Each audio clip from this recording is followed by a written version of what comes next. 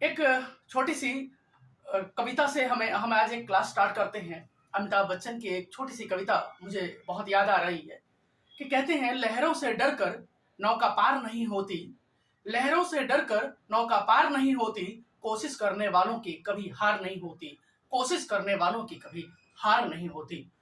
जब मैं क्लास में अब जाता हूँ तो वहां पे देखता हूँ कि सब बच्चे वीडियो देख करके उनकी पूरी की पूरी कहानी, पूरी की पूरी स्टोरी उनके जबान पर आ गई है। जो बच्चे पढ़ते नहीं थे क्लासरूम में, जो बच्चे अच्छे से तैयारी नहीं करते थे, जिनको एक एक चीजें याद नहीं होता था, फ्रांस की क्रांति कब हुई, कैसे है, क्या है, उन बच्चों के जबान पे पूरी स्टोरी देख करके मैं हैरान हो जाता हूँ। तो एक इस तरीके से भी आप पढ़ाई कर सकते हैं, जहां से जैसे इंटरेस्ट हो आप अपने इंटरेस्ट को जगा सकते हो दोस्तों। तो आज पिछले ही चैप्टर जो ज्योग्राफी का फर्स्ट चैप्टर है, India size and location, Bharat आकार और स्थिति, उसी चैप्टर को आज हम कंटिन्यू करते हैं। अगर आप सभी बच्चों का, अभी सभी दोस्तों का इसी तरीके से प्यार मिलता रहा तो मैं पूरी जी जान से, पूरे ताकत से, पूरी खुशियों के साथ आपके साथ जुड़ा रहूंगा। और दोस्तों एक और आपसे रिक्वेस्ट है सभी बच्चों से कि मेरे टेलीग्राम चैनल से आप सभी बच्चे जरूर से जरूर जुड़ें। जो भी डाउट्स हो, जो भी वहां पे आपको पीडीएफ मिल जाएगा, जो चैप्टर मैं बना रहा हूं उसके हैंड रिटन नोट्स मिल जाएंगे आपको, इंग्लिश मीडियम के लिए अलग, हिंदी मीडियम के लिए अलग। तो सभी बच्चे से रिक्वेस्ट है कि और भी अधिक से अधिक बच्चों को अपने चैनल से जोड़ें और दूसरे बच्चों को भी शेयर करें, उनसे भी अपने पढ़ाई का डिस्कस करें और दूसरे बच्चों को भी जोड़ें। दोस्तों फ्री ऑफ कॉस्ट है, आपसे कोई चार्ज नहीं लिया जा रहा है, केवल एक सपोर्ट मांगा जा रहा है। तो आप सभी बच्चे जो भी सपोर्ट करेंगे उसके लिए तहे दिल से मैं बहुत बहुत धन्यवाद देता हूं और ईश्वर से दुआ करता हूं कि आप सभी के ऊपर ईश्वर अपना अनुकंपा बनाए रखें, आशीर्वाद दें और आप दिन दूनी रात चौगुनी खूब तरक्की करें, खूब मन से पढ़ें और अपने जीवन में जो भी आप चाहते हो वो खुशियां प्राप्त करें। तो आज हम जो है उसी क्लास को कंटिन्यू करते हैं कि भारत की तट रेखा कितनी लंबी है, इसके दो लाभ। भारत की तट रेखा के बारे में हमने पहले वीडियो में पढ़ चुके हैं। ये देखिए तट रेखा कि जहां से भारत की समुद्र स्टार्ट होता है, समुद्र के साइड वाली जो रेखा है, लाइन है, ये भारत की तट रेखा है। ये जो समुद्र के साइड वाली जो भी राज्य है, जो भी स्टेट्स है, यानी गुजरात से लेकर के ये वेस्ट बंगाल तक भारत के तट रेखा पर एक क्वेश्चन पूछा गया है दोस्तों, कितनी बार आईएएस के एग्जाम में पूछा गया है। तो आपके भी 9th क्लास के पेपर में भी पूछा जाएगा और गया भी है। आप अगर क्वेश्चन उठा करके देख सकते हो कि भारत की तट रेखा पर कितने राज्य हैं। तो दोस्तों ये भारत की तट रेखा पर 9 राज्य स्थित है। कर्क रेखा से 8 राज्य। कर्क रेखा कितने राज्यों को क्रॉस करती है, कल मैंने बताया था 8 राज्य, जबकि भारत की समुद्री तट रेखा से 9 राज्य कनेक्ट है। 9 राज्य समुद्र के किनारे हैं। कौन कौन सा देखते हैं? गुजरात, महाराष्ट्र, गोवा, कर्नाटका, केरला, तमिलनाडु, आंध्र प्रदेश, ओडिशा, वेस्ट बंगाल। ये जो है समुद्र के किनारे, ये 9 राज्य जो है, 9 स्टेट्स जो है वो समुद्र के किनारे तट रेखा पर स्थित है। समुद्र के किनारे ये तट रेखा पर, कोस्टल लाइन पर ये 9 स्टेट्स हमारे स्थित हैं। तो क्वेश्चन है भारत की तट रेखा की लंबाई जो है वो ये यहां से यहां तक अगर कितने किलोमीटर में ये तट रेखा है तो 7,500 यानी 7,516.6 किलोमीटर, यानी 7,500 किलोमीटर लंबी ये कोस्टल लाइन है, ये तट रेखा है। याद रखेंगे, इसे भूलना नहीं है। ऐसा तैयारी करो, 1 से 2 बार 3 बार अगर आप वीडियो देख लेंगे आपको रटने की जरूरत ही नहीं है। जब मैं क्लासरूम में गया तो दंग रह गया देख करके। 9th क्लास में जब भी मैं जा रहा हूं तो मैं देख करके दंग रह जा रहा हूं कि बच्चे जो है वो सारे क्वेश्चन जो बच्चे पढ़ते नहीं थे, क्लासरूम में शैतानी करते थे, शरारतें करते थे, वो सारे बच्चों के जबान पर एक एक क्वेश्चन का आंसर था। तो मैं हैरान रह गया। तो सभी बच्चे से रिक्वेस्ट है कि आप बार बार इस वीडियो को इतना देखें, इतना शेयर करें कि ताकि जो है आपको हर एक चीजें इसके जबान पर हो, याद हो, बिल्कुल रटा हुआ हो। तो भारत की तट रेखा पर 7,500 किलोमीटर ये तट रेखा लंबी है। अब इस तट रेखा का फायदा क्या क्या है? इस समुद्री तट रेखा का भारत के लिए क्या क्या फायदा है ये देखते हैं हम लोग। भारत से महत्वपूर्ण ये जितने जितने समुद्र के किनारे राज्य हैं, एक तो यहाँ कई सारे बंदरगाह है। दोस्तों, बंदरगाह का मतलब है पोर्ट। कई सारे बच्चे कह रहे होंगे सर इंग्लिश को हिंदी में, हिंदी को इंग्लिश में, क्या ये बता रहे हो आप? तो तटरेखा का मतलब है कि समुद्र के किनारे जो बंदरगाह होते हैं, जहां बड़े बड़े सी पोर्ट आकर के रुकता है और अपने सामान को लोड और अनलोड करता है, उसे सी पोर्ट कहते हैं। हिंदी में उसे बंदरगाह कहते हैं और उसे पोत भी कहते हैं, पोर्ट भी कहते हैं। तो हमारे भारत में समुद्र के किनारे सारे पोर्ट हैं और यहीं से पूरे विश्व का ट्रेड होता है, व्यापार होता है। आपके देश में जो चाइना से सामान आता है, आपके देश में जो अमेरिका से सामान आता है, आपके देश में जो ऑस्ट्रेलिया से सामान आता है, कई आप कहते हैं ना मेड इन अमेरिका पहन रहे हैं, हम मेड इन ऑस्ट्रेलिया का पहन रहे हैं, वो सारे जो सामान आते हैं वो इसी सी पोर्ट के थ्रू आते हैं। दूसरा कोई व्यवस्था नहीं है, ट्रक की व्यवस्था वहां से आने जाने की नहीं है। तो ये सारे बंदरगाह जो है, बंदरगाह जैसे सूरत बंदरगाह, जैसे मुंबई बंदरगाह, जैसे गोवा में एक बंदरगाह है, जैसे कर्नाटका में है, केरला में है, तमिलनाडु में चेन्नई पोर्ट है, आंध्र प्रदेश में भी आंध्र प्रदेश में मसूलीपट्टनम पोर्ट है, ओडिशा में भी जो है यहाँ पे एक पोर्ट है, और कोलकाता में पश्चिम बंगाल में कोलकाता पोर्ट है।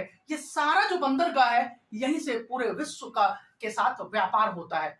और इससे क्या होता है, विश्व के साथ व्यापार होता है तो भारत को विदेशी मुद्रा प्राप्त होती है, फॉरेन करेंसी प्राप्त होती है। और जब तक किसी देश को फॉरेन करेंसी प्राप्त नहीं होगी, विदेशी मुद्रा, डॉलर, यूरो, चाइना का जो युआन, जापान का येन, ये सारी मुद्राएं प्राप्त नहीं होगी तो वह देश डेवलप नहीं कर सकता। आज आप बांग्लादेश का कंडीशन देख लो, आज आप नेपाल की कंडीशन देख लो, आज आप भूटान की कंडीशन देख लो, आप अफ्रीका में कितने सारे कंट्री हैं, उन सारे कंट्री की कंडीशन बहुत खराब है। अफ्रीका में 54 कंट्री है, 54। अफ्रीका को अंधकार का देश, अंधकार का महादेश कहा जाता है। क्यों? क्योंकि वहां से जो है विदेशी व्यापार हो ही नहीं रहा है, विदेशों के साथ उनका संबंध कम से कम है।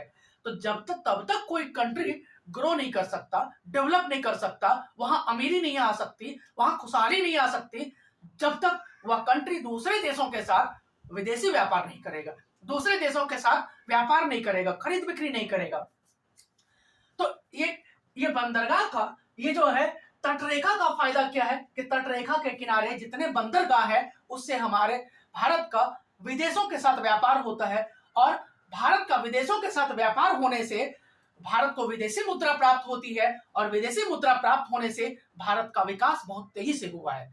अब एक और चीज आपको करंट से इसको रिलेट कर देता हूं मैं कि विदेशी मुद्रा, भारत सरकार ने, भारत के जो प्राइम मिनिस्टर हैं नरेंद्र मोदी जी, उन्होंने घोषणा किया है कि 2030 तक भारत की जो इकोनॉमी है वो तीसरी विश्व की थर्ड वर्ल्ड इकोनॉमी बन जाएगी, और 2023-24 तक हम भारत की 5 ट्रिलियन डॉलर जो है वो भारत की इकोनॉमी बन जाएगी। तो इतना बड़ा डेवलपमेंट जो है ये इसी से संभव है बच्चों।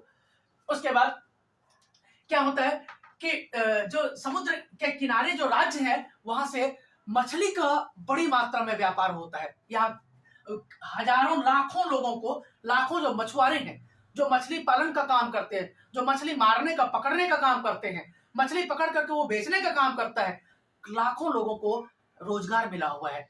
और वो क्या करता है, मछली को पकड़ता है और मार्केट में बेचता है। तो इससे क्या हो रहा है, वही कह रहा है कि मत्स्य उद्योग को विकसित करने में सहायक बनी है। इस उद्योग से हजारों मछुआरों को रोजगार मिलता है। यहाँ पे समुद्र के किनारे जितने मछुआरे हैं उनको रोजगार मिलता है। तो रोजगार भारत ने क्या किया, हर क्षेत्र में अपना रोजगार क्रिएट किया। और यही तो रीजन है कि भारत इतनी बड़ी व्यवस्था वाला देश, विश्व में सेकंड जो पॉपुलेशन कंट्री है, फर्स्ट चाइना है, सेकंड इंडिया है, और इतना बड़ा कंट्री होने के बाद भी इतने अच्छी मात्रा में रोजगार दिया हुआ है, लड़ाई झगड़े इतने कम होते हैं।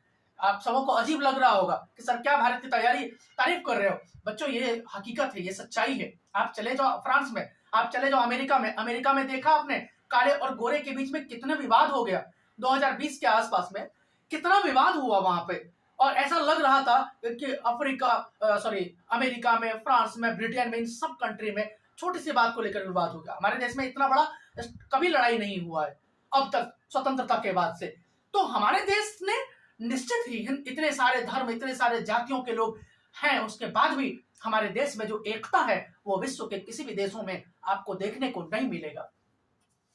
उसके बाद तट रेखा से एक और फायदा क्या है कि तट रेखा के किनारे जो है विंड एनर्जी का बहुत तेजी से डेवलपमेंट कर सकते हैं, विकास कर सकते हैं। विंड एनर्जी का मतलब है समुद्र के किनारे जो समुद्र से आने वाली हवाएं हैं उससे हम बिजली बना सकते हैं और बना रहे हैं।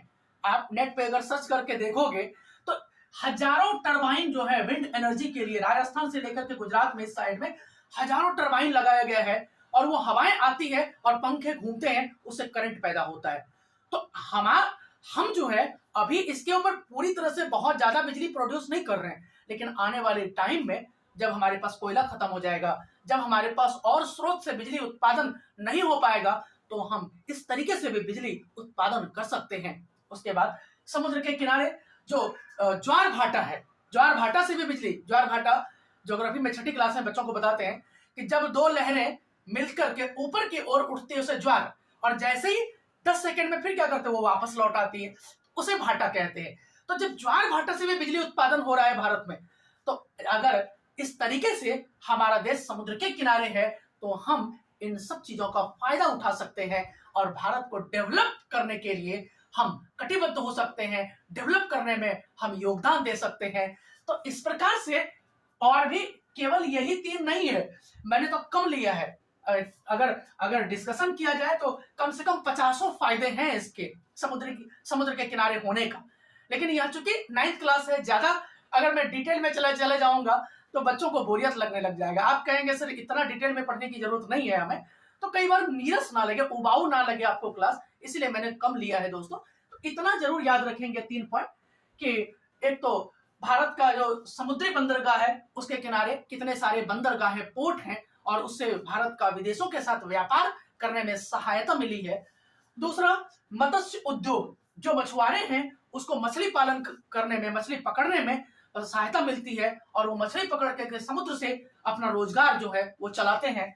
और तीसरा है तट रेखा के किनारे विंड एनर्जी का विकास कर सकते हैं और हमारे देश ने किया भी है। इसको बढ़ाने की जरूरत है। जब भारत को लगने लग जाएगा कि हमारे देश में कोयला खत्म हो गया, कोयले से बिजली बनना कम हो गया, तो इन सब चीजों पे पूरी तरह से डेवलप करके इसे बिजली बनाया जा सकता है। तो ये था समुद्री तट रेखा के फायदे, ये था कोस्टल लाइन का बेनिफिट्स हमारे इंडिया के लिए, ये था। अब आगे चलते हैं। अरुणाचल प्रदेश के पूर्वी भाग तथा गुजरात के पश्चिमी भाग के मध्य सूर्योदय में 2 घंटे का अंतर क्यों है? यहां देखो, ये है गुजरात और ये है अरुणाचल प्रदेश। इन दोनों के बीच में जब देखो ध्यान से, यहां सूर्योदय और यहां के सूर्योदय में 2 घंटे का अंतर हो जा रहा है।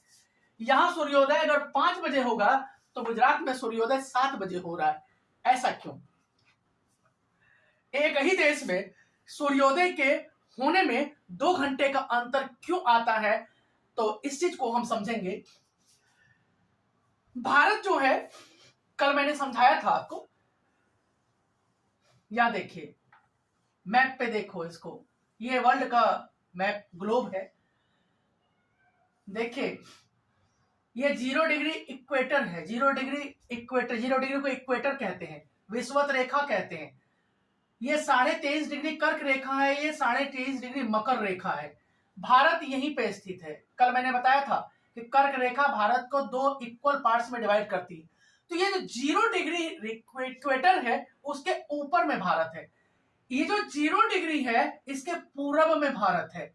तो भारत की स्थिति जो है वो कहां है? पूर्वी देशांतर में है, पूर्वी देशांतर में है, पूर्वी देशांतर में। कल मैंने इसके ऊपर डिटेल से समझा चुका हूं। बार बार जब एक ही बात को रिपीट करूंगा तो आपको भी बोरियत लगेगा कि सर पीछे की बातें बार बार क्यों रिपीट करते हो आप, इसलिए मैंने कल समझा चुका हूं उसे। और भी अच्छे से समझना हो तो आप 6ठी क्लास का एनसीईआरटी एक बार रिवीजन कर लोगे तो आपको सारी चीजें क्लियर हो जाएगा यहां से। तो ये जो विस्तार है, ये जो यहाँ गुजरात और ये हमारा अरुणाचल प्रदेश, ये जो दोनों के बीच में विस्तार है, ये भारत जो है हमारा पूर्वी गोलार्ध में स्थित है। तो पूर्वी गोलार्ध में स्थित है भारत का जो देशांतर है यहां देखिए, यहां देखो, यहां देखो, यहां देखो क्या कह रहा है? भारत का पूर्वी देशांतर 97 डिग्री 25 मिनट पूरब है, जबकि पश्चिमी देशांतर भारत का 68 डिग्री 7 मिनट पूरब है। देखो पश्चिमी देशांतर 68 डिग्री 7 मिनट पूरब और पूर्वी देशांतर 97 डिग्री 25 मिनट पूरब, दोनों पूरब में ही है। ये देखिए दोनों पूरब में है, ये है 68 डिग्री 7 मिनट और ये 97 डिग्री 25 मिनट। ये दोनों के बीच में भारत है, ये दोनों के बीच में भारत है, ये दोनों के बीच में भारत है। यहाँ इंडिया देखो, यहाँ सिचुएशन देखो यहाँ।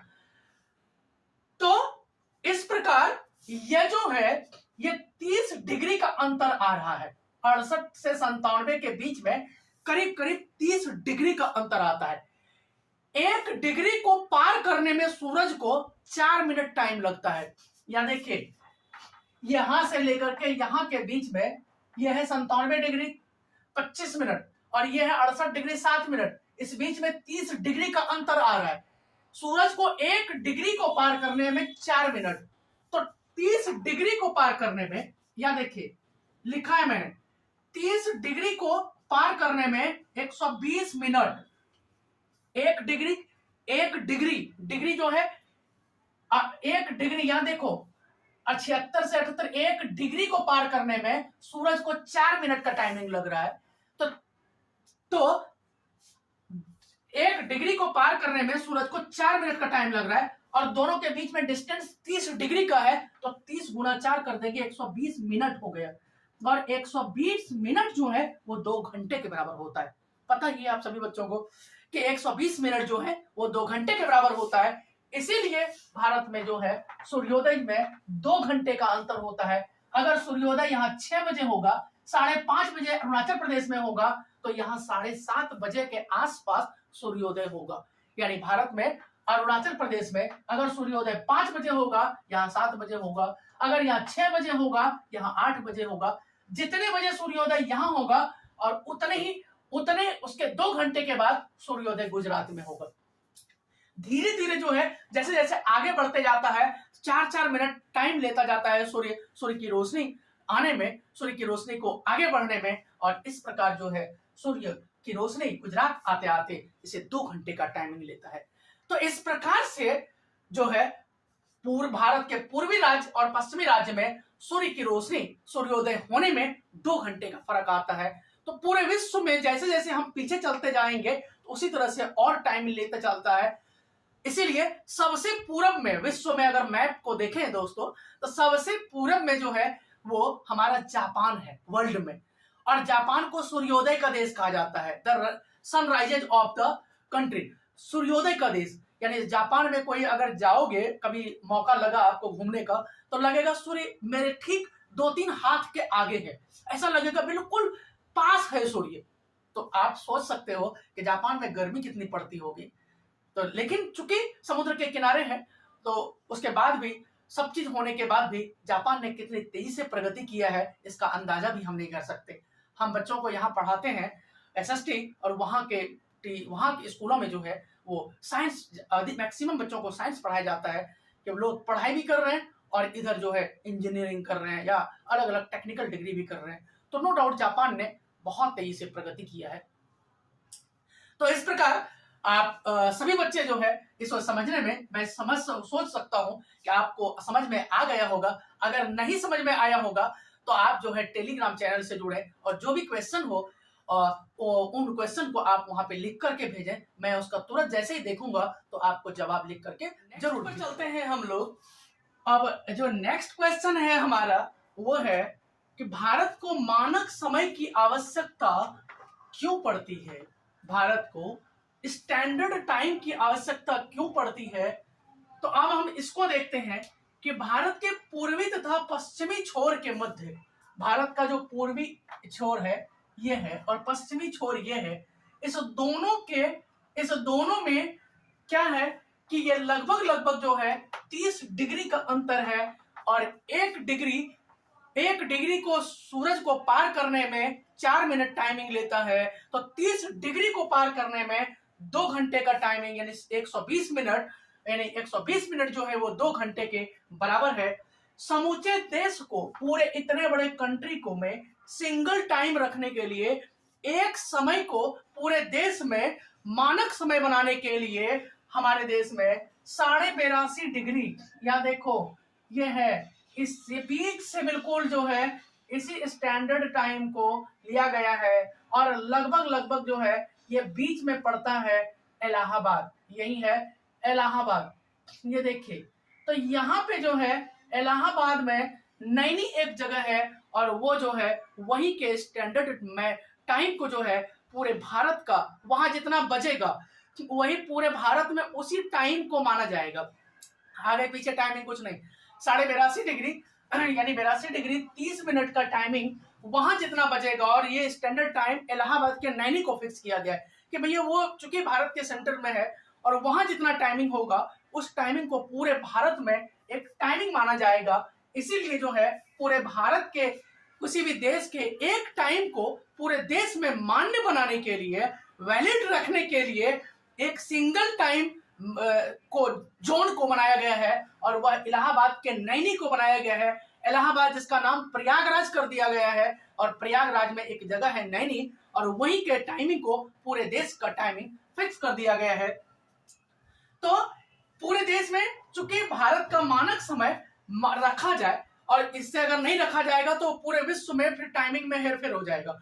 तो एक कंट्री का एक समय हो, एक देश में एक टाइमिंग हो, और उससे क्या होगा कि फिर जैसे जैसे हम पीछे जाते जाएंगे वर्ल्ड में जैसे जैसे हम पीछे जाते जाएंगे, तो इसी तरीके से पूरे कंट्री में जो है ऐसे ही 4-4 डिग्री घटता चला जाता है, और जितने मिनट यहाँ पीछे जाते जाएंगे उसी हिसाब से 5 घंटे 6 घंटे लेट होता चला जाता है। और जैसे अमेरिका जाते जाते 12 घंटा लेट हो जाता है सूरज, और यही होता है कि जब हमारे यहाँ रात हो जाता है तो ये सूरज यहाँ चलते चलते चलते चलते 12 घंटा लेट हो गया, तो हमारे यहाँ रात हो गया, यहाँ धीरे धीरे दिन हो गए।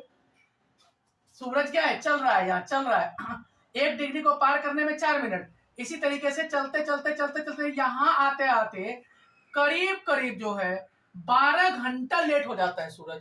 और जैसे ही 12 घंटा लेट हुआ तो क्या हो गया, यहाँ हमारे यहाँ धीरे धीरे जो है हमारे यहाँ दिन होगा तो यहाँ रात होगा, यहाँ रात होगा तो यहाँ दिन हो जाता है। इसीलिए जो है ऐसा ही पूरा कंट्री में सूरज के साथ ये चलता रहता है। नेक्स्ट है, भारत के विभिन्न देशों से संपर्क के कारण किन चीजों का आदान प्रदान हुआ है। सीबीएसई का बड़ा ही फेवरेट क्वेश्चन है मेरे प्यारे दोस्तों, कि कितने बार सीबीएसई ने 9th क्लास में क्वेश्चन पूछा है इसका अंदाजा नहीं है। आप जब पीछे के सैंपल पेपर को उठा करके देखेंगे तो कितनी बार मैक्सिमम टाइम इस क्वेश्चन को पूछा गया है। तो हम यहाँ पे देखने वाले हैं कि भारत से विदेशों को ने क्या क्या सामान लिया, क्या क्या चीजें सीखा, और विदेशों से भारत ने क्या क्या चीजें सीखा, हम इस चीज को देखने जा रहे हैं। बड़ा इंटरेस्टिंग टॉपिक है मेरे लिए, मुझे बहुत मजा आता है ज्योग्राफी पढ़ने में और पढ़ाने में भी। तो चलते हैं हम लोग। भारत के विभिन्न देशों से जाने वाली वस्तुएं तथा विचार कौन कौन सा था। उपनिषद, उपनिषद जो है हिंदुओं का, हिंदू धर्म के अनुसार जो है पवित्र ग्रंथ है उपनिषद। उपनिषद के विचार रामायण, रामायण आप जानते ही हो कि जिसमें राम और रावण के बीच युद्ध हुआ है, जिसमें इसलिए दशहरा मनाया जाता है। तो वो जो एक रामायण है तथा पंचतंत्र की कहानी, जो पंचतंत्र किताबें हैं बच्चों, इसका पूरे विश्व में 15 लैंग्वेज में, विश्व में 15 लैंग्वेज में इसका ट्रांसलेट किया गया है, और 180 कंट्री में इस बुक को पढ़ा जा रहा है। तो ये एक बड़ा इंटरेस्टिंग है। तो रामायण का जो हम लोग नाटक खेलते हैं यहाँ पे लाल किला वगैरह में, आप जब दशहरा में जाएंगे, या हमारे पूरे देश में जो है रामायण का एक पहले नाटक होता था, आज भी जो है रामायण पे सीरियल वगैरह कई सारे बने हुए हैं। ये नाटक इंडोनेशिया में खेला जा रहा है, ये नाटक थाईलैंड में खेला जा रहा है। बहुत सारे बच्चों को अजीब लग रहा होगा कि सर क्या, आप देख सकते हो खोल करके यूट्यूब पे या गूगल पे आप जाके सर्च कर सकते हो। हमारे देश में जो नाटक का रोल होता है, रामायण, राम ने रावण पर कैसे विजय प्राप्त किया, रावण कितना बड़ा अहंकारी था, घमंडी था, और राम जो है सत्य के रास्ते पर चलता था। तो राम ने किस प्रकार से रावण को हराया, और केवल ये दिखाया गया है इस कहानी के पूरे घटनाक्रम में कि कोई भी व्यक्ति चाहे कितना भी पावरफुल हो, अगर वो व्यक्ति घमंडी है उसका नाश निश्चित है, तय है। हालांकि मरना तो सभी को है, लेकिन उस व्यक्ति को बहुत उस व्यक्ति का घमंड जो है तोड़ने के लिए ऐसा ईश्वर ने ऐसा किया था। तो ये सब कहानियां जो है विदेशों में पढ़ाई जाती है, ये सब चीजें जो है भारत से विदेशों ने सीखा। उसके बाद भारतीय अंक, बहुत ये कहने की बात नहीं है, जो दशमलव प्रणाली है, दशमलव प्रणाली ध्यान देना बच्चों को, यहाँ दिख रहा होगा जैसे 88.60, ये जो दशमलव है, ये दशमलव, ये 91.50, ये जो दशमलव है, ये दशमलव जो है बीच में जब हम दशमलव देते हैं, ये जो दशमलव है ये भारत में ही इसकी पहली बार खोज हुई थी। और बच्चों को पता ही है शून्य की खोज जो है भारत में किया गया था, और यह खोज किसने किया था? आर्यभट्ट ने। 400 ईसा पूर्व यानी आज से लगभग जो है 2400 साल पहले शून्य की खोज भारतीयों ने किया था। धीरे धीरे भारत से विदेशों में गया और धीरे धीरे शून्य को विदेशों में लिया। अगर आज सोचो 1 2 3 4 5 6 7 8 9 तक, 1 2 3 4 5 6 7 8 9 तक तो था, लेकिन अगर जीरो की खोज नहीं होती तो क्या 10 बन पाता, क्या फिर 20 बन पाता? और जीरो का कितना बड़ा इंपॉर्टेंस है। ये 1 0 10 हो गया, एक जीरो और लगा दिया 100, और एक जीरो और लगा दिया 1000, एक जीरो और लगा दिया 1 लाख हो जाता है, 10 लाख हो जा रहा है। तो जीरो का कितना बड़ा रोल है हमारे जीवन में। जीरो से आप और भी चीजें सीख सकते हैं। कोई व्यक्ति जीरो से सीधे हीरो बन जाता है, कुछ नहीं था, अचानक से उसके जीवन में पढ़ाई के प्रति इतना रुचि पैदा हो गया, इंटरेस्ट पैदा हो गया, कोई व्यक्ति जो है आज बड़ी बड़ी ऊंचाइयों पर पहुंचा हुआ है। तो ये जो है जीरो की खोज जो है इंडिया में पहली बार हुई थी, यहीं से विदेशों में गई। उसके बाद एक और जो इंटरेस्टिंग है, मसाले। ये जो मसाले का मतलब लौंग, काली मिर्च, इलायची, जायफल, कश्मीरी मिर्च, ये सारी चीजें जो है, अदरक, ये सारी चीजें जो है हमारे ही देश में इसकी खोज हुई थी और यहीं से विदेशों में गया। इसकी भी एक इंटरेस्टिंग कहानी है कि बच्चों को पता ही होगा कि वास्को डी गामा जब अमेरिका की खोज के लिए निकला तो वह धीरे धीरे अमेरिका तो नहीं पहुंच पाया, लेकिन भटकते भटकते वह इंडिया चला आया। और इंडिया में कहाँ आया था? केरल में कालीकट आया था। यहाँ देखो कालीकट जो है, केरल में कालीकट, यही लिखा मैप पे, यहाँ है कोझिकोड के बगल में कालीकट आया था। और ये कब आया था? 1498 में। और जब दोस्तों वह कालीकट में उतरा तो वहां का राजा जमोरिन था, एक राजा था जमोरिन, और जमोरिन ने उसका भव्य स्वागत किया। उसने कहा मैं यूरोप से आया हूं। और चूंकि यूरोप को उस समय तो भारत की क्या प्रतिष्ठा थी, क्या इज्जत था। आज कोई व्यक्ति अगर अमेरिका का ब्रांड पहनता है तो कैसे इतराता है, अरे मैं अमेरिका का ब्रांड पहना है मैंने। लेकिन उस समय इंडिया का ब्रांड विदेशों में इतना काबिल तारीफ था। तो जब वो इंडिया आया और इंडिया में जब वो कालीकट आया, वहां के जमोरिन ने, राजा जमोरिन था, उन्होंने वेलकम किया, स्वागत किया। तो जब उसने जब घूमने के लिए निकला, वो जो वास्को डी गामा साहब थे, तो उसको इलायची की सुगंध, उसको जायफल की सुगंध, उसको काली मिर्च की सुगंध, उसको कश्मीरी मिर्च का सुगंध, ये जब टेस्ट पता चला, और टेस्ट के बारे में लोगों ने बताया कि इसको अब किसी सब्जी में या मांस में मिला करके अगर खाओगे बड़ा इंटरेस्टिंग है, बड़ा टेस्टी लगता है। तो उसको खिलाया तो उसको बड़ा टेस्टी लगा। लोगों ने यह भी बताया कि इससे मांस बना करके 5-5 7-7 दिन तक आप रख सकते हो, मांस खराब नहीं होगा। क्योंकि यूरोप ठंडा प्रदेश है, वहां ज्यादातर लोग मांस का सेवन अधिक करते हैं, मीट का सेवन अधिक करते हैं। तो उसने वह जो है यहाँ से लेकर के मसाले जब यूरोप गया, तो जो मसाले उसने 1 रुपए में खरीदे थे केरल में, वह मसाले उसमें 60 रुपए में बेचा, यानी 60 गुना अधिक दाम में। और बच्चों वह जब जहाज में 7-8 जहाजों में भरकर मसाले लेकर के गया, तो एक ही साल में इतना अमीर बन गया कि धीरे धीरे जो है राजा को पता चला इस बात का। और राजा ने जो है धीरे धीरे जो है एक टीम बनाई। फिर दूसरी साल वो फिर जो है बड़ी खूब सारी जहाज लेकर के आया, फिर दोबारा से मसाले लेकर के गया, और 2 ही 3 सालों में इतना अमीर हो गया जिसका अंदाजा नहीं है। क्योंकि जो मसाले यहाँ 1 रुपए में खरीद करके लेकर के जाता था, वो मसाले वहां 60 रुपए में बिकता था, यानी 60 गुना अधिक दामों में। 600 में मसाले खरीद करके गया, 3600 रुपए का फायदा हुआ। अगर 4000 रुपए का मसाले लेकर के गया तो करीब करीब जो है 36,000 रुपए उसको फायदा हुआ। 4000 से 36,000 कितना फायदा हुआ उसे। तो ये मसाले, उसके बाद मलमल, ये मलमल जो क्या कहते हैं उसे, मलमल वाला कपड़ा जो है, कुर्ते कहते हैं, गाना भी है कुर्ती मलमल का, मलमल वाला यानी कॉटन, ये जो कपड़े हैं लेनिन के कपड़े जो है, मलमल वाला कपड़ा, वो जो है भारत से विदेशों में गया। तो ये चीज जो है भारत में था और भारत से विदेशों में गया। क्या क्या गया? उपनिषद के विचार, रामायण तथा पंचतंत्र की कहानियां, उसके बाद भारतीय अंक प्रणाली, दशमलव प्रणाली और शून्य जो है, ये जो है भारत में खोज हुई थी, यहां से भारत से विदेश में गया। और उसके बाद मसाले, मलमल, ये सारी चीजें भारत में इसकी खोज हुई थी, भारत से धीरे धीरे विदेशों में गया। उसके बाद लेकिन कुछ ऐसी चीजें भी है जो विदेशों से भारत ने सीखा। वो क्या क्या सीखा? एक तो यूनानी स्थापत्य कला। स्थापत्य कला का मतलब होता है कि दीवार पे, आज हम अपने घर में घर बनाते हैं तो घर पे जो है कबूतर का सीन बनाते हैं, घर पे दीवार पे पेड़ पौधे का सीन बनाते हैं। तो ये सारी चीजें जो है हमने यूरोप से लिया। कि बड़े बड़े बिल्डिंग्स हैं, जैसे लाल किला है, जैसे और कई सारे ताजमहल है, कई बड़े बड़े बिल्डिंग्स हैं, राजा वगैरह का बिल्डिंग्स है, वहां दीवार पे देखोगे तो फूल पत्ती का जो है सीन बनाया हुआ होगा।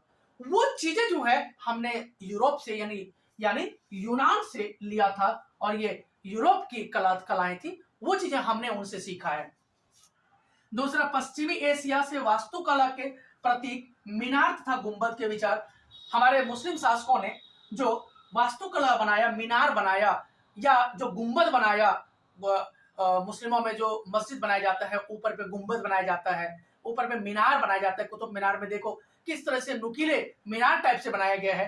तो ये चीजें जो है हमने एशिया से, पश्चिमी एशिया से लिया। तो हमने भी यूरोप से बहुत कुछ सीखा है। लेकिन ऐसा नहीं है केवल मैंने सीखा नहीं, मैंने दिया भी है। हमें गर्व भी है इस बात का कि कई बार भारतीय होने पर गर्व होना चाहिए आपको, और यही चीज है, यही देशभक्ति है। कई बार बच्चे जो है देशभक्ति पढ़ते हैं तो लगता है कि देशभक्ति का मतलब है, बच्चे कई बार बताते देशभक्ति का मतलब है बॉर्डर पर जाकर लड़ना। वो तो ठीक है, वो तो देशभक्ति है ही, लेकिन देशभक्ति ये भी है कि हम अपने देश पर गर्व करें, हम अपने भारतीयता होने पर गर्व करें, और जरूरत आने पर हम अपने देश के लिए लड़ें, हम अपने देश की सहायता करें। चाहे वो पढ़ लिख करके हो, चाहे वो जो भी जहां भी हो, जिस क्षेत्र में भी हो, आप ईमानदारी से काम करें, ईमानदारी से वर्क करें। पढ़ाई में हो, आप अपने पढ़ाई ईमानदारी से करिए ताकि माँ बाप को आपके ऊपर गर्व हो। आप ही पढ़ लिख करके बड़े अच्छे ऑफिसर बनेंगे, अच्छे नौकरी करेंगे तो मम्मी पापा को खुशियां देंगे। तो उनसे क्या लगेगा उनको कि चलो मेरे बेटे ने ईमानदारी से, ऑनेस्टली के साथ कुछ काम किया है। तो बच्चों, पढ़ाई का कोई जोड़ नहीं है। और हम जैसे मध्यम क्लास के जो लोग हैं, गरीब हैं, मध्यम क्लास के हम लोग तो गरीब हैं बिल्कुल। तो गरीबों को आगे बढ़ने का केवल एक ही तरीका है, विद्या, और विद्या ही हमें आगे बढ़ा सकती है दोस्तों। तो इसीलिए खूब मन से पढ़ो, इतने ईमानदारी के साथ पढ़ो, हर एक चीज आपके जबान पर हो, याद हो। इसके साथ साथ आप जो है हमें प्यार और स्नेह चलते हैं। और नेक्स्ट पर जो है एक दो क्वेश्चन बड़ा ही इंपॉर्टेंट है इस चैप्टर का, और लास्ट क्वेश्चन है हमारा कि भारत के पड़ोसी राष्ट्रों के नाम दिशाओं के अनुसार। देखेंगे दोस्तों कि दिशाओं के अनुसार क्या है। आपको पता है कि ये अगर ऐसे देखा जाए कि ये भारत का पूर्व हिस्सा, ये पश्चिम हिस्सा, ये नॉर्थ, ये south, east west north south, अगर लाइनिंग को देखा जाए इस तरीके से तो जो है ये ईस्ट हो गया, ये वेस्ट हो गया, ये नॉर्थ हो गया, ये साउथ हो गया। तो फिर ये वाला पार्ट क्या हो जाएगा? North east. ये वाला पार्ट क्या हो जाएगा? North west. ये वाला पार्ट क्या हो जाएगा? South west. और ये वाला पार्ट क्या हो जाएगा? South east.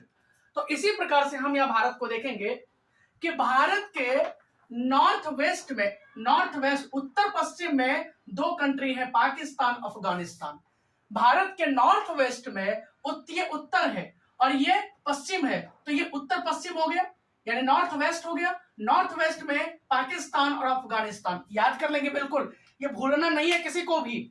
नॉर्थ वेस्ट में पाकिस्तान, अफगानिस्तान, उत्तर उत्तर पश्चिम, तो बीच में जो उत्तर पश्चिम हो गया, ये वाला पार्ट उत्तर पश्चिम हो गया, ये वाला पार्ट उत्तर पश्चिम। उत्तर पश्चिम में पाकिस्तान, अफगानिस्तान है। उत्तर दिशा में जो है भारत का चाइना है, नेपाल है, तिब्बत है, भूटान है। ये चार जो कंट्री है ये नॉर्थ में है। अब कई बार बच्चे कहेंगे सर तिब्बत जो है तो चीन का पार्ट है, लेकिन तिब्बत ऐसा नहीं मानता है। चीन ने जबरन जो है उस पर अपना भूभाग समझता है, अपना लैंड समझता है, लेकिन तिब्बत नहीं मानता है इस बात को। तो हम लेकिन मान करके चलेंगे कि उत्तर में जो है चाइना है, नॉर्थ में कौन कौन सा कंट्री है, चाइना हो गया, नेपाल हो गया, तिब्बत हो गया, और यहाँ पे भूटान है। ये देखो भूटान, और भूटान की कैपिटल कहाँ है, थिम्पू। थिम्पू। तो ये है नॉर्थ में। ईस्ट में कौन कौन दो देश कंट्री हैं, एक तो ये बांग्लादेश है। ये देखिए बांग्लादेश दोस्तों, ये देखो बांग्लादेश, बांग्लादेश, बांग्लादेश, ये देखो बांग्लादेश, ये बांग्लादेश, और बांग्लादेश की कैपिटल ढाका। ढाका। ये बंगाल से ही काट करके 1905 ईस्वी में हमारे देश के जो एक वायसराय थे लॉर्ड कर्जन साहब, उन्होंने बंगाल से अलग करके इस बांग्लादेश को अलग कर दिया था। बाद में यहाँ के जो मुस्लिम शासक थे उन्होंने धीरे धीरे जो है अलग कंट्री के रूप में इसे घोषित कर दिया। तो ये बांग्लादेश जो है ये अलग कंट्री है, बट हमारे भारत के ईस्टर्न पार्ट्स में है। ईस्टर्न पार्ट्स भारत के पूर्व दिशा में है। बांग्लादेश है, और दूसरा म्यांमार बर्मा है। बर्मा उसका पुराना नाम था, म्यांमार जो है उसका नया नाम है। और इसकी राजधानी मैं बताया भी था शायद किसी वीडियो में कि इसकी राजधानी नायपीटाओ। कहता है ना म्यांमार आओ तुमको पीटेंगे नहीं, नायपीटाओ यहाँ की कैपिटल है। नेट पे सर्च कर लेंगे अगर आपको डाउट लग रहा होगा। शायद मैं पढ़ाता हूँ तो मेरे ऊपर बच्चे डाउट नहीं करते हैं, क्योंकि मैं गलत नहीं पढ़ाता हूँ, आज तक कभी ऐसा नहीं हुआ। ईश्वर का आशीर्वाद है, माँ सरस्वती, माँ शारदे का आशीर्वाद है। तो जो भी मैं पढ़ाता हूँ जितना मुझे आता है उतना ही, अदरवाइज नहीं आता है तो मैं कहता हूँ बच्चों से कि भाई देख लेना एक बार, मैं कंफ्यूज कर रहा हूँ। लेकिन ये नायपीटाओ यहाँ की कैपिटल है। तो इस तरीके से आप याद रखेंगे। और उसके बाद साउथ में जो हमारा समुद्र में दो कंट्री है, एक है श्रीलंका और दूसरा यहाँ है मालदीव। मालदीव आइलैंड और श्रीलंका है, ये दोनों जो है साउथ में है और हमारा समुद्री देश है। समुद्री भारत में दक्षिण में भारत के पड़ोसी देश हैं श्रीलंका और मालदीव। तो इस प्रकार से हमने दिशा वाइज जो है हमने देखा कि भारत का कौन कौन सा कंट्री पड़ोसी है, हमारा नियर बाई कंट्री है, हमने ये देखा। अब हम देखते हैं भारत में हिंद महासागर में भारत की केंद्रीय स्थिति का ऐसे किस प्रकार फायदा प्राप्त होता है। कि हमारा जो ये हिंद महासागर है, ये नीचे हिंद महासागर है, ईस्टर्न पार्ट्स में बंगाल की खाड़ी है। ये भी मैप में आता है, आया हुआ है, आता नहीं आया, पूछा गया है कि बंगाल की खाड़ी भारत के पूर्व दिशा में कौन सा समुद्र है, बंगाल की खाड़ी। नॉर्थ साउथ में कौन सा है, तो हिंद महासागर, और वेस्टर्न में अरेबियन सी है, अरब सागर है, अरेबियन सी है, अरेबियन सागर है। साउथ में जो है हिंद महासागर है। तो हिंद महासागर का नाम हिंदुस्तान के नाम पे क्यों पड़ा है, हम इसी को देखते हैं। हिंद महासागर में, ये जो हिंद महासागर है, यहाँ पे कोई भी कंट्री ऐसा नहीं है जिसकी तटरेखा इतनी लंबी हो। हिंद महासागर में जितने कंट्री है, नीचे अगर देखेंगे ऑस्ट्रेलिया है, नीचे देखेंगे श्रीलंका है, नीचे देखेंगे मालदीव है, जितने भी कंट्री हिंद महासागर के आसपास हैं चारों तरफ, तो इतना बड़ा जो समुद्री कोस्टल लाइन नहीं है। हमारे देश का कोस्टल लाइन कितना है, गुजरात से लेकर के अभी मैंने बताया है। एक बार बच्चों याद करो फटाफट जल्दी से, बच्चे कमेंट्स में कमेंट भी करें कि कितना कोस्टल लाइन है। सभी बच्चे कमेंट करें एक बार कि आपको समुद्री तटरेखा कितनी लंबी है हमारे देश का। तो 7,516.6, केवल 60 नहीं लिखना है, 0.6 भी लिखना है। और जो पॉइंट है, दशमलव है, ये भारत से विदेशों को दिया गया है। इसकी खोज, पॉइंट की, दशमलव की खोज भारत में प्राप्त हुई थी। तो ये याद रखेंगे, पिछले हमने क्वेश्चन में बताया था आपको। तो ये जो है हिंद महासागर में जितनी लंबी कोस्टल लाइन इंडिया का है, जितनी लंबी कोस्टल लाइन इंडिया का है, कोलकाता तक समुद्र है अपना, और समुद्र के किनारे 9 राज्य हैं, 9 स्टेट्स हैं। बार बार इसे याद रखना है, पेपर में आया हुआ है। तो इतना लंबा कोस्टल लाइन विश्व में किसी भी कंट्री का नहीं है, ये याद रखेंगे। हिंद महासागर में जितने कंट्री है, पूरे विश्व की बात नहीं कर रहा मैं, हिंद महासागर के किनारे जितने कंट्री उसकी बात कर रहा हूं। हिंद महासागर में कौन कौन सा है, श्रीलंका है, इंडिया है, मालदीव है, इधर जो थाईलैंड है, इधर ऑस्ट्रेलिया है, न्यूजीलैंड है, हिंद महासागर की केवल बात कर रहा हूं। तो इतना लंबा कोस्टल लाइन किसी भी कंट्री का नहीं है। दूसरा, यह समुद्री मार्ग से यूरोप, पश्चिम एशिया, पूर्वी एशिया और अफ्रीका के राष्ट्र व्यापार करने के लिए भारत से होकर गुजरता है। जितना भी समुद्री जहाज आता है वो इसी समुद्र से होकर के पूर्वी एशिया जा रहा है, थाईलैंड जा रहा है, इंडोनेशिया जा रहा है, सिंगापुर जा रहा है, उधर फिलीपींस जा रहा है, ऑस्ट्रेलिया जा रहा है। ये सारा जो है समुद्री जो उधर का कंट्री है उसको पास जा रहा है। तो इससे भारत को क्या होता है, लाभ प्राप्त होता है, बेनिफिट होता है। उसके बाद इन सभी लाभों से भारत से जुड़ा होने के कारण ये सारे लाभ जो बेनिफिट थे, तो इन्हीं सारे लाभों के कारण, लाभों से जुड़े होने के कारण भारत को फायदा हो रहा था। और चूंकि भारत उस समय बड़ा कंट्री था, विश्व में नाम था, कहते हैं ना कि इंडिया को सोने की चिड़िया कहा जाता था, तो सोने की चिड़िया होने के कारण समुद्र का नाम भी हिंद महासागर पड़ गया। और इस प्रकार कह रहा है कि भारत का नाम, हिंद महासागर का नाम क्या रखा गया, हिंदुस्तान के नाम पे, भारत के नाम पे। हिंदुस्तान को हिंद कहते हैं और हिंद के नाम पे हिंद महासागर पड़ा, हिंदुस्तान के नाम पे हिंद महासागर पड़ा। तो इस प्रकार हिंद महासागर का नाम भारत, चूंकि एक प्रभावशाली कंट्री था, हिंद महासागर में इतना बड़ा कंट्री कोई नहीं था, ताकतवर, प्रभावशाली, इतना बड़ा कंट्री कोई नहीं था जिसके इतनी लंबी कोस्टल लाइन हो, इतना लंबा समुद्री तटरेखा हो। इन्हीं सब कारणों की वजह से हिंद महासागर का नाम कई हजार साल पहले हिंद महासागर रखा गया। तो इस प्रकार दोस्तों ये वीडियो आपको ये हमने आज समझा, और कहीं भी अगर कोई चीज समझ में नहीं आई हो तो आप जरूर कमेंट सेक्शन में जाकर के कमेंट कर सकते हो। तो इस प्रकार आज मैंने एक टॉपिक जो है, एक चैप्टर आपका खत्म कर दिया। तो आप सभी बच्चों से विनम्र निवेदन है कि आप सभी बच्चे जो है मेरे टेलीग्राम चैनल से जरूर जुड़ें, और वहां जाकर के अभी धीरे धीरे मैं पीडीएफ जो है इंग्लिश मीडियम, हिंदी मीडियम का अलग अलग हैंड रिटन पीडीएफ मैं डालूंगा। तो आप सभी बच्चे अधिक से अधिक बच्चों को जो दूसरे अदर जगह से हों, अदर स्टेट से हों, अदर राज्य से हों, अदर स्टेट के बच्चों को भी जोड़ने में थोड़ी मदद करें हमारी, और जोड़ें उसे, क्योंकि सबसे बड़ा दान होता है विद्या दान।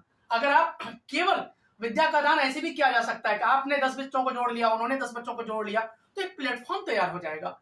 मैंने पिछले वीडियो में मैंने कहा था कि जब मैं क्लास में जाता हूं तो जो बच्चे पढ़ते नहीं थे वही बच्चे अब इंटरेस्टिंग के साथ पढ़ने लग गए हैं।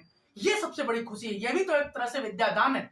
और मैं आपसे कोई फीस नहीं ले रहा हूं, तो मैं तो केवल आपको कोऑपरेट करने को कह रहा हूं। उन बच्चों को कोऑपरेट करें जो पढ़ नहीं रहे हैं, उन बच्चों को कोऑपरेट करें जिनको इंटरेस्ट नहीं है, उनका इंटरेस्ट जगाने के लिए केवल मेरे यूट्यूब चैनल से आप जोड़ दें। उसके बाद देखिए उसके अंदर अगर चेंजिंग नहीं आएगा तो फिर आप जो कहोगे मैं वो करूंगा। तो बच्चों आज की वीडियो कैसी लगी आप कमेंट में जाके, जितने भी बच्चे वीडियो देखते हैं जरूर कमेंट करें, जरूर से जरूर कमेंट करें। तो चलिए आज की क्लास अब हम जो है आज की क्लास जो है कैसी लगी आपको, आप कमेंट करें। बहुत बहुत धन्यवाद आपको, बहुत बहुत धन्यवाद।